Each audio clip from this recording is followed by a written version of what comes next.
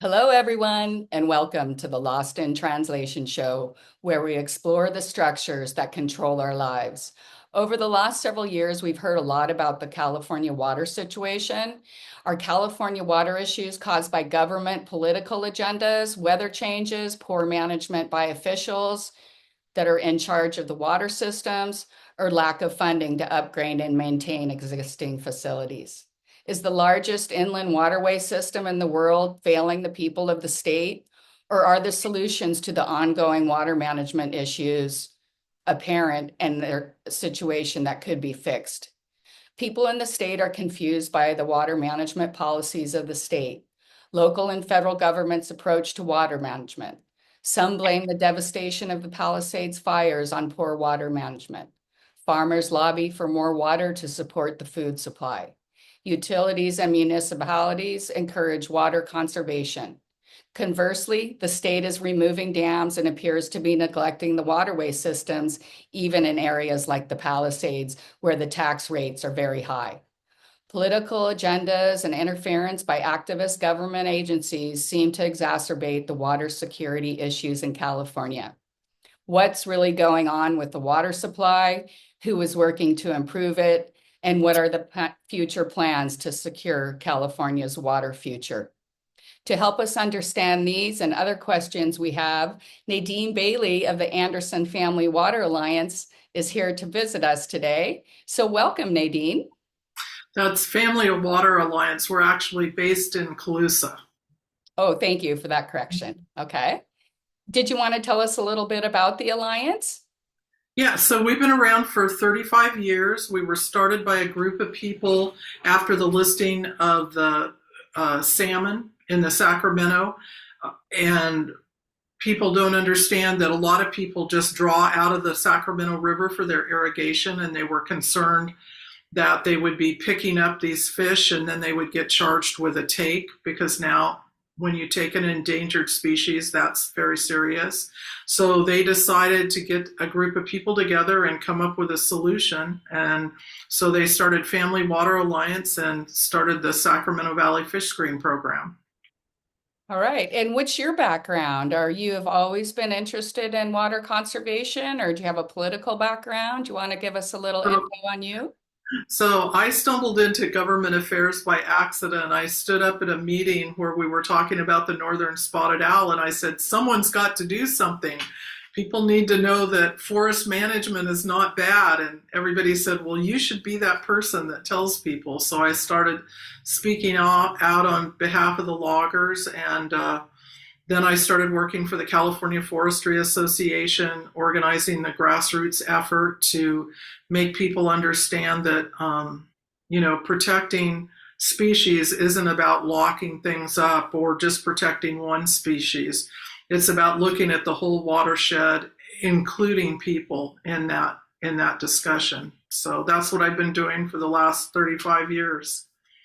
I know you said that you're from an area where a lot of our California water comes from. Can you kind of explain the water system in California? Just a brief overview for a lot of listeners, even native Californians aren't really aware of this incredible water system that we have.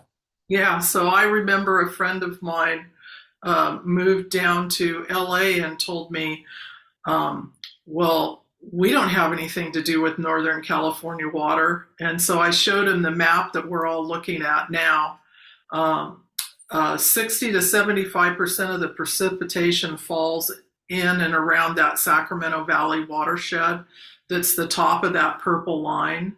And then 25% of the rest of the precipitation falls in the rest of the state.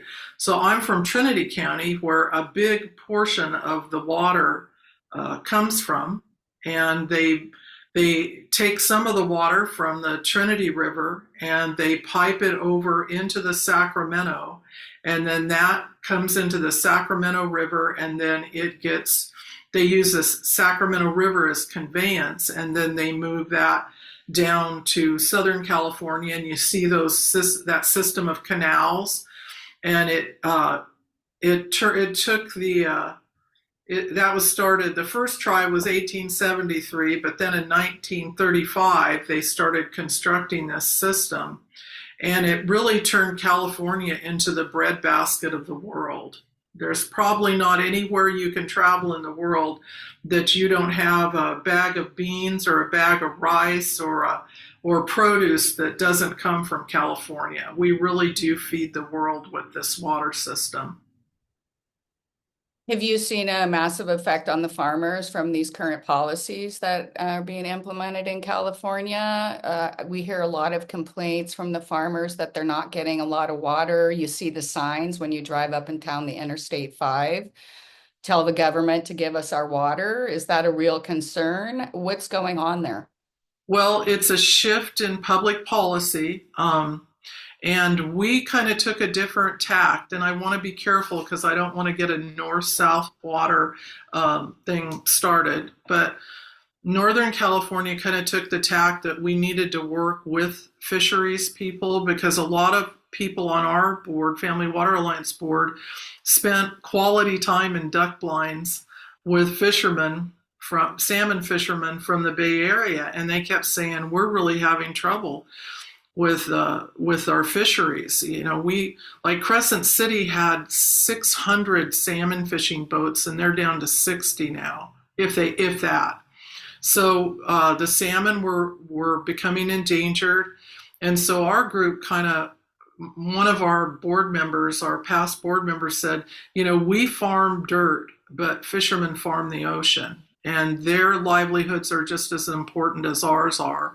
So Northern California kind of and Family Water Alliance kind of took a different route than some of the other groups in Southern California that are south of Sacramento that said, oh, you know, we don't have to be concerned with fish. And so a lot of the trouble that they have had has been their impacts on those salmon-bearing streams. Now, is that caused by pollution from the insecticides and things they're using, dirt runoff? What is exactly affecting the fish? Lack of water. Lack of water. Okay. Yeah. So when so there are places where there are streams that don't run anymore because it's all diverted. And so that's a problem. And so some recent lawsuits have said, you know, fish have to have water to swim in. So they've won some law. It's a lot of litigation. Water law in California is very complex, and it's first in time, first in right. So if you have that old water right, if somebody, usually you will win. But now with some of the changes in the Endangered Species Act and laws governing the public good, so fish have moved up. The water isn't here anymore. It's equal with fish now. So a lot of things are changing because of that. I know that you're working on an interesting new project. Can you tell us a little bit about that? Well, one of the things in 1957 that they decided that Shasta needed a little boost to be able to regulate Shasta and to conserve the water that Shasta held back. Shasta is a tremendous reservoir at the top of the Sacramento Valley that water serves the whole state. And so they had the idea in 1957 for north of Delta off-stream storage. And in that were several projects, one on Cottonwood Creek and Sites Reservoir, which is west of Maxwell. And that's what Family Water Alliance has been helping with since they started about 2012.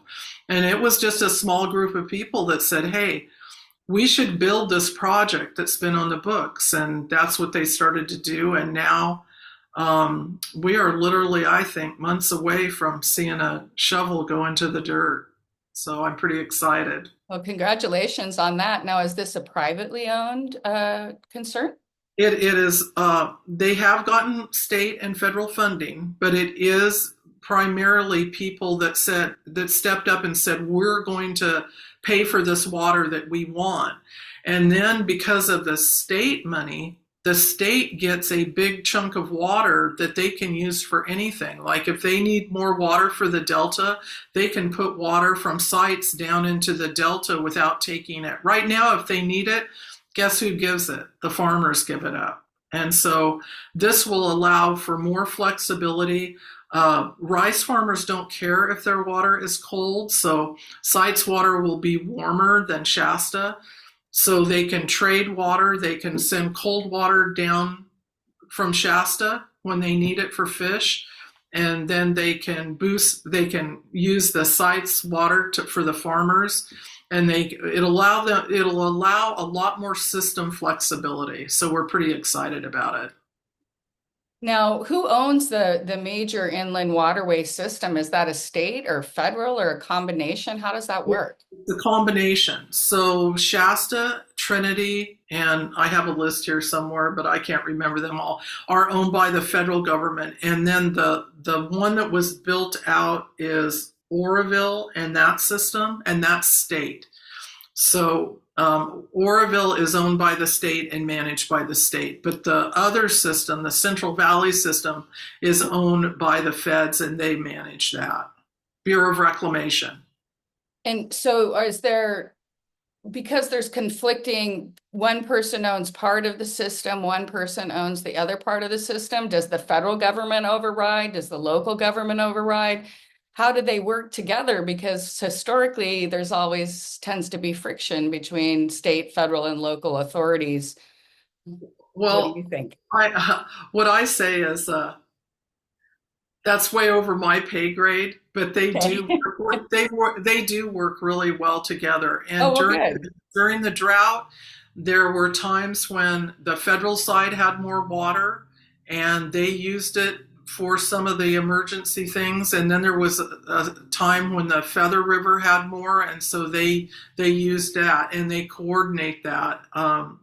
And we have what I say is the Bureau of Reclamation has an incredible brain trust of water managers who have been doing this for generations, and they understand how water works and where it needs to go. Our problem has been the conflicting regulations that get laid on top of the work that the water managers do. Now, is there some kind of a good degree? What kind of degree is required or training is required to manage water? Is it something they teach people at the job, or is there actually some kind of education?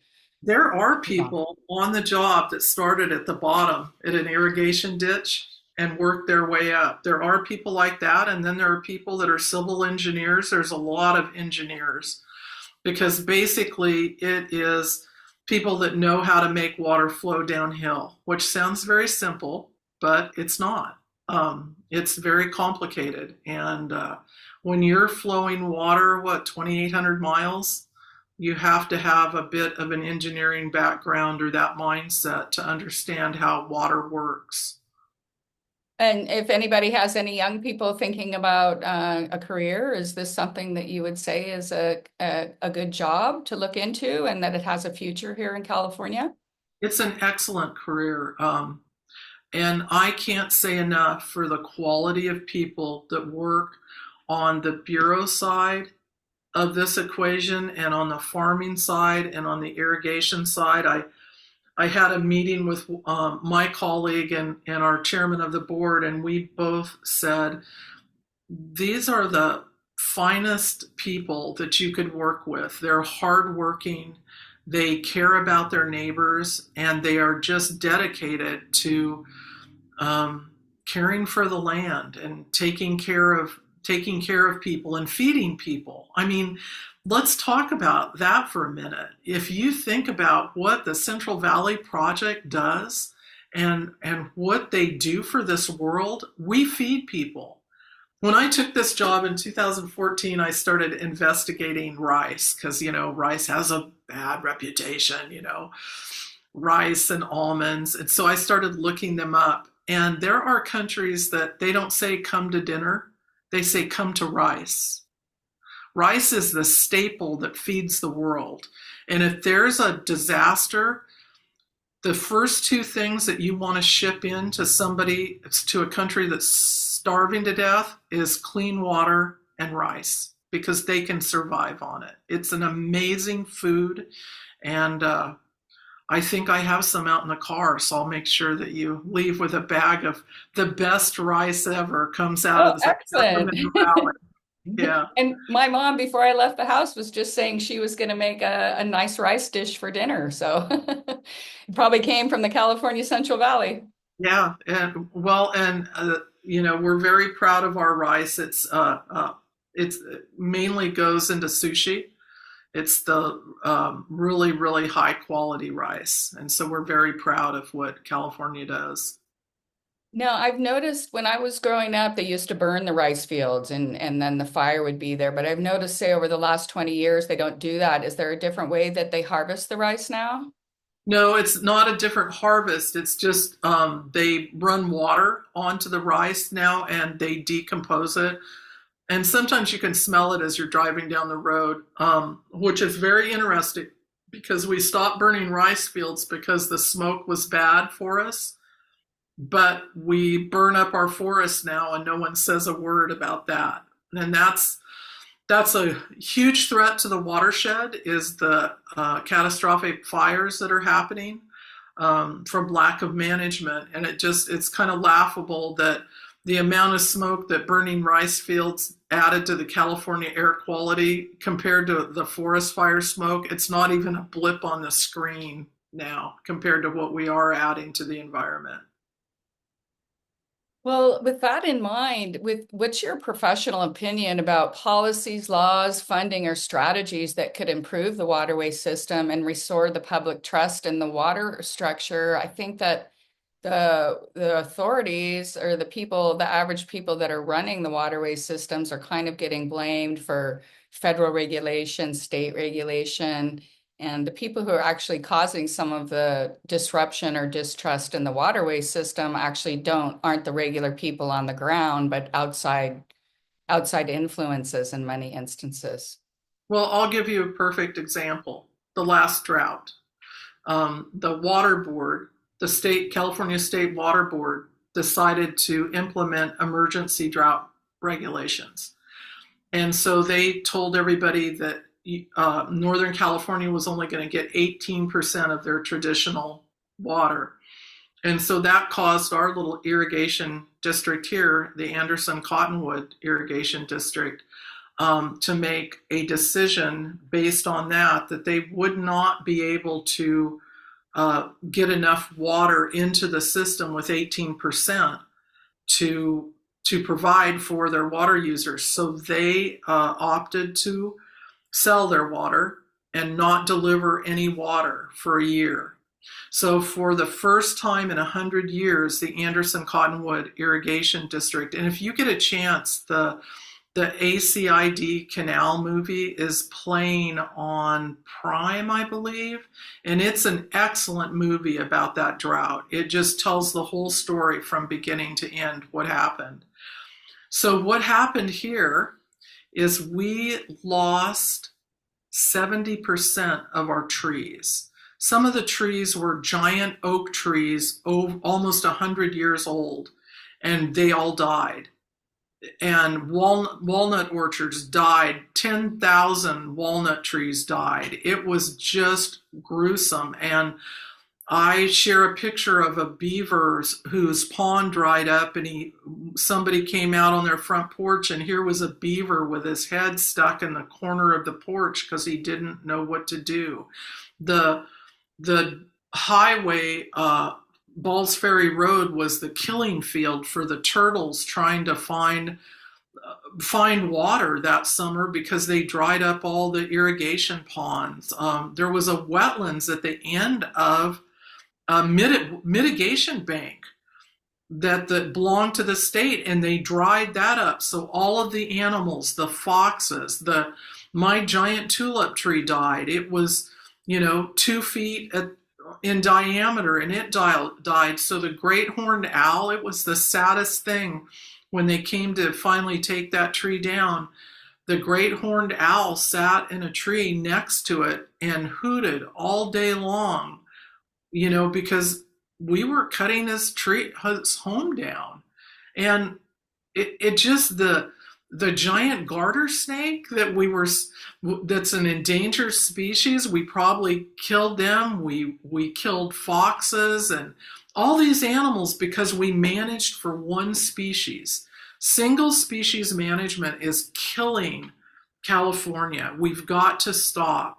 We have a lot of biologists that are single species practitioners. They only think about fish or they only think about snakes.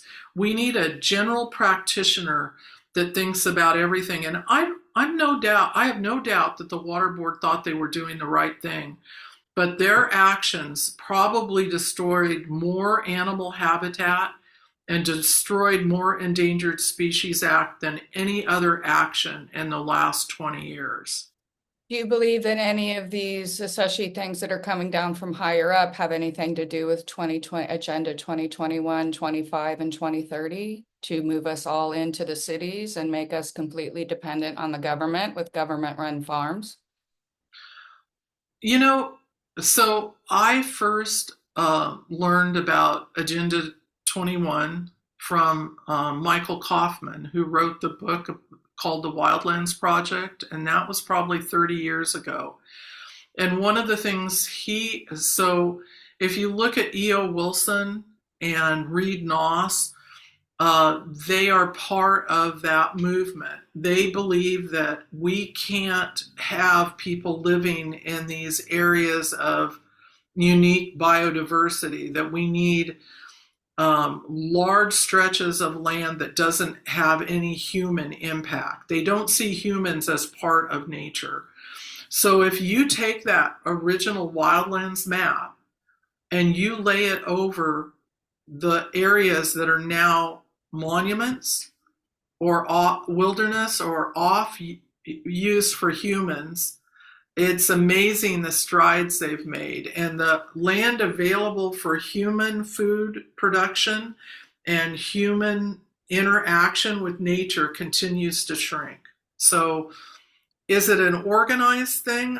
I'm not sure, because I don't know that people that are that organized, but do know that people like E.O. Wilson and Reed Noss have influenced a generation of students that think that if you don't have a circle drawn around a spotted owl or you don't have a corridor, then that animal's going to suffer. And I don't believe that. I think that's wrong. Well, that's what happens with all these people, but this is all really about control of the population. I think we were discussing before our show, I've lived in authoritarian government rule, and they don't really care. They just want to keep the good stuff for themselves, the leadership, and the rest of us they force us into the cities.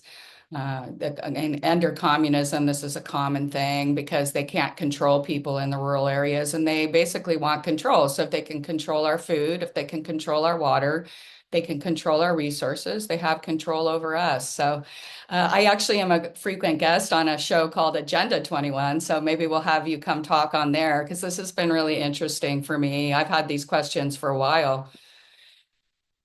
Well, and I am very cautious because it's hard to define some of these things because they're so invisible. But if you and I sit down and talk about an idea enough and we share that idea enough with people and people start to believe it, and they believe that people are the environmental problem. And I don't believe that. I believe people are the environmental solution. Have we made mistakes? Absolutely. We've made mistakes. And I think we can fix those. I think we've shown that we can have solutions that feed people and protect the environment. Do you think there's any misconceptions about water security and California's infrastructure that you'd like to address? You might hear things on the news, or you might hear common questions that people, when they want to learn more about the water systems, that they ask you. Well, I think the number one threat to water security in this state right now is catastrophic fire. If the federal government continues to burn federal forests at the rate they're burning them now, we are going to suffer massive soil loss because they're burning. Those fires aren't the gentle prescribed fire that we all support. This is fire that's being added to the landscape in June, July, and August during major conflagrations. And then it turns into a stand destroying fire that cooks the soil. It actually, they call it becoming, it's like it's hydrophobic, the soil, because water can't seep into it anymore. So then the water, we get these big rain events and the soil goes down the hill. I've got hundreds of pictures of the damage to places in Plumas County. Coffee Creek, California is a perfect example. They lost tons of soil into a beautiful trout stream, and all of those fires were set in that watershed by the federal government. And I talk about it all the time, and I'm hoping people are starting to listen. But when you have foresters, when the Forest Service asks you, what can we do to help? And a local forester says, just don't burn us up. That's all we're asking. Just don't add fire to us when we have a fire. Help us put out the fire. Don't add to it. So, my thing is, when I was in 8th grade, I had this great teacher, Ruth McCleary, whose husband ended up being the Undersecretary of Ag, and he was working in Trinity County for the Forest Service. And she gave me the book Caravans by James Michener. And in it, it's all about Afghanistan and about the political situation. And Michener predicts what happens with Russia and everything in that book. But what he talks about are the forests of Afghanistan, how they overharvested and then they let goats go into them. And then they had these rain events and they lost the topsoil. And now they can't have forests again in those regions. And I said, when I remember being in 8th grade reading that, thinking, what kind of people would allow that to happen to their soil? And I realized California is going to be Afghanistan without the goats if we're not careful. So we have to do something immediate, and it has to be drastic. And this is a question, I come out of the mining industry for years, and what's under most state and federal parks? Some of the richest gold, silver, and mineral resources in the world. Yes. So I think this is a two-pronged effort to remove us from the land so they can mine it. And the federal and state government or private corporations, and they receive the benefit from those assets, not the regular people. Not the people, right. It's a lot about power and control. And rural people, we're not easily controlled. We're just Now, how does the water system affect the family's ability to provide affordable food? Do you think that the lack of water, do they have to buy water? How does it affect like their ability to make a profit? I've noticed there's so many farms. In my regular job, I'm in sales. I spent a lot of time driving around the Central Valley, and there's so many farms for sale. Is this affecting the viability of farming in general?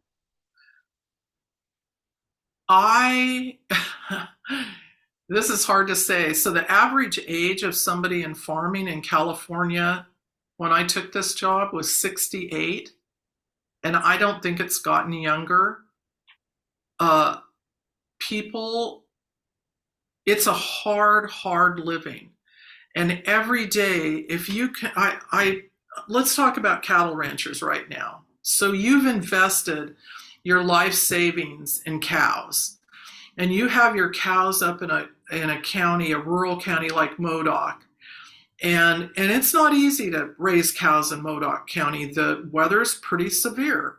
So you have your savings and your life's work invested in those cattle. And it's not easy to start a herd. It's not easy to get good genetics. Nothing's easy about farming and ranching.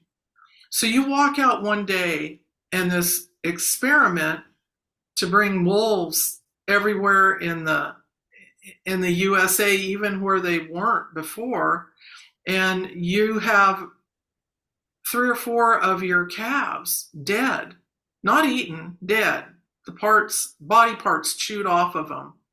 That's what's going on in Eastern California right now in Modoc and Lassen and Plumas County.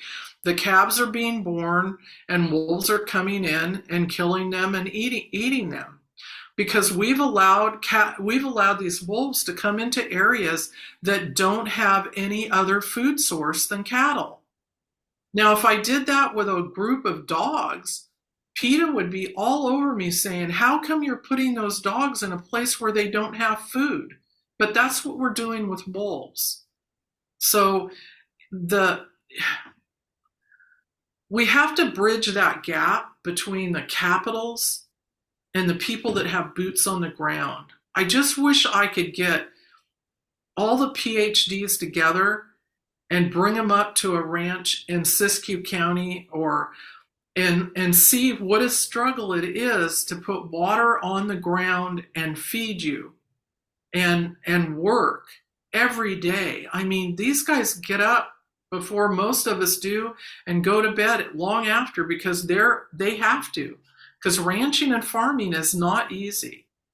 Well, and also a lot of ranchers and farmers I grew up. I mean, my family had cows, but eventually we grew feed corn and hay, and then my father eventually had his own winery.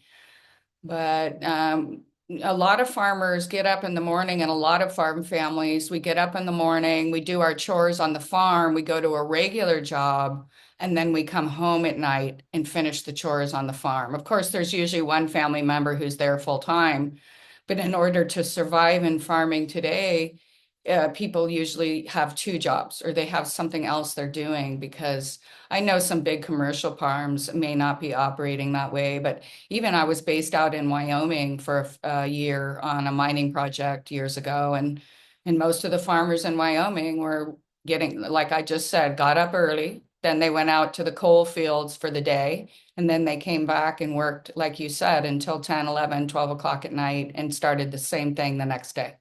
I just found a podcast.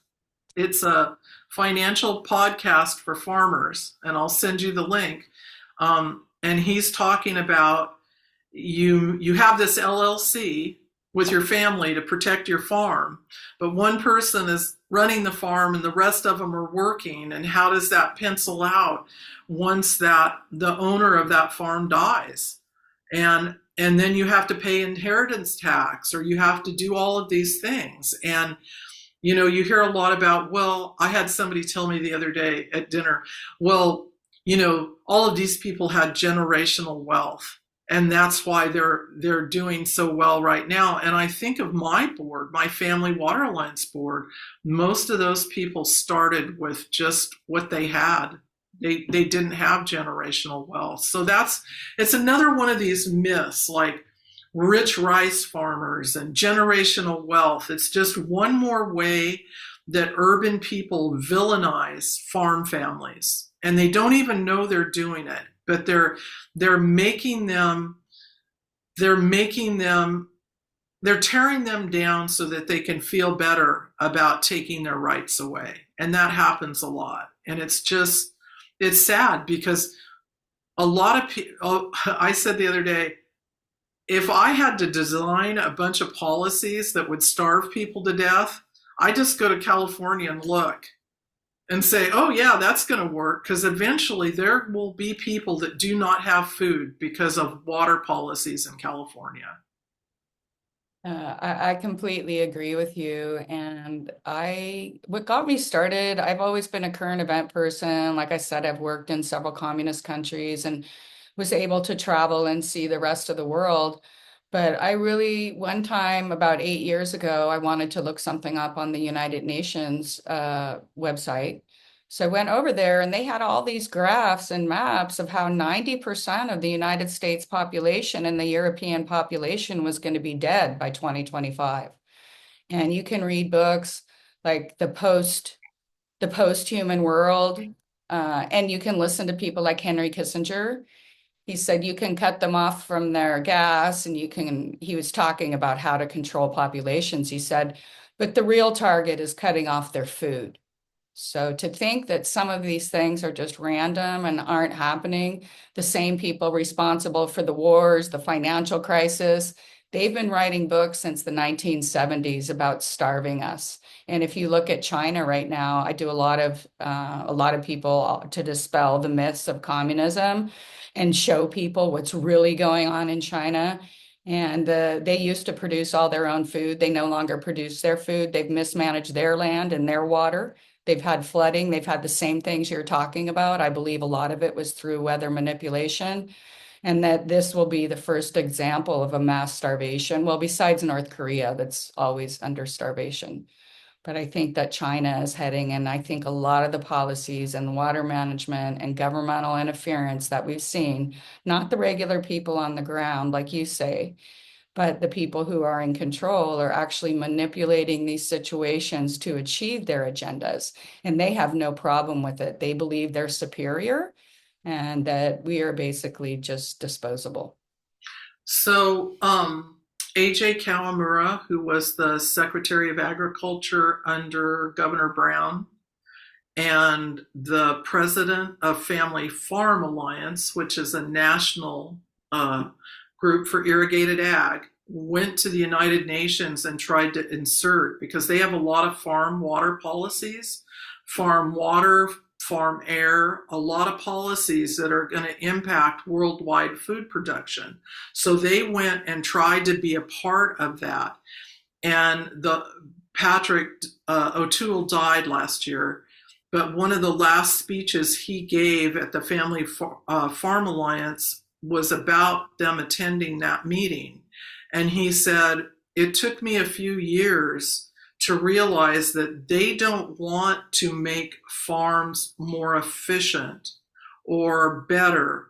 They want farms gone. They want us gone. They want us off of the land. And for him to say that was pretty eye-opening for me, because he was a very balanced person that you wouldn't think would see something like that. But after attending, I think they went to 4 or 5 of those United Nations farm meetings to get sustainable agriculture in there as something that was good for the environment, and were not successful.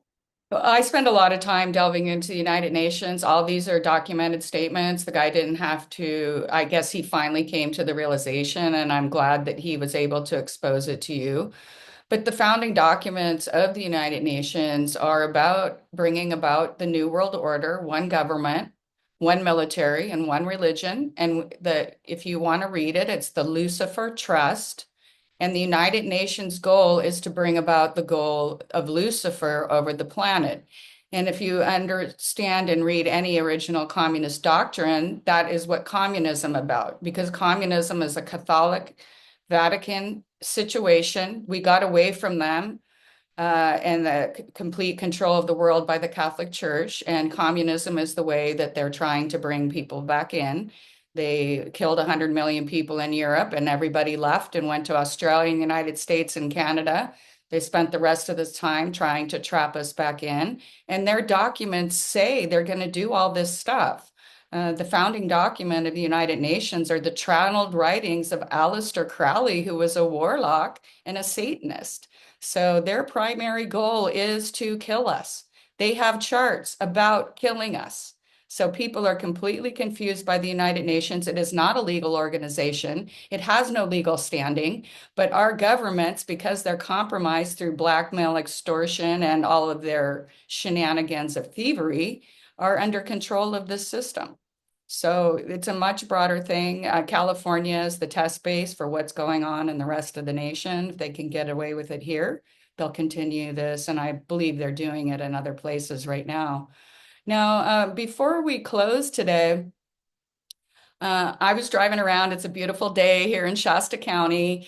And of course, we have the chemtrails that constantly crisscross. What is your opinion of chemtrailing, the water contracts that they have with PG&E? You can go look them up, and the barium and all these things that they're spraying, and the nanotechnology that's in the cloud seeding programs. Do you have any comment about that? No, actually, I don't. Okay. Just I I I spent a portion of my life looking for black helicopters, and so I'm very careful about windmills, and I I only work on the things that I can make a difference on now, See. and that's the things that have boots on the ground and actual tangible things. And because I'm getting it, reaching the end of my life, and even the stuff that we did with the United Nations, trying to influence them, just isn't. I look back at that time, and I don't know. All politics is local, and so I try to work with my neighbors and my friends to build good, solid communities that will hold up no matter what happens. All right. Well, do you want to tell us how people could contact you and learn more about? I'm going to go ahead and put the books you suggested and a link to your website in the comment section. But if you just want to say maybe your email or how to contact you, what your I'm website is. I'm Nadine at FamilyWaterAlliance.com. And so you can get me there. And I'm on Facebook. We manage the Family Water Alliance Facebook page. And then we have the Carbon Sequestration Gang page, which has all of the information from about the last 10 years fires in the North State and how you can get involved and work with that. So get a hold of me, reach out. My email's baileynf@gmail.com. All right, Nadine. Well, thank you so much. This has been really interesting to me. I've wanted to have these questions answered for a while. So I'm sure my audience appreciates it too, to dispel some of the myths that are going around in California right now. As Uh, always, please do your own research and come to your own conclusions, as this presentation is always made in hopes that never again will the truth be lost in translation. Thank you for listening today. This Thank is you for having Simone me. signing off for today. Bye, Nadine. Bye. Thank you.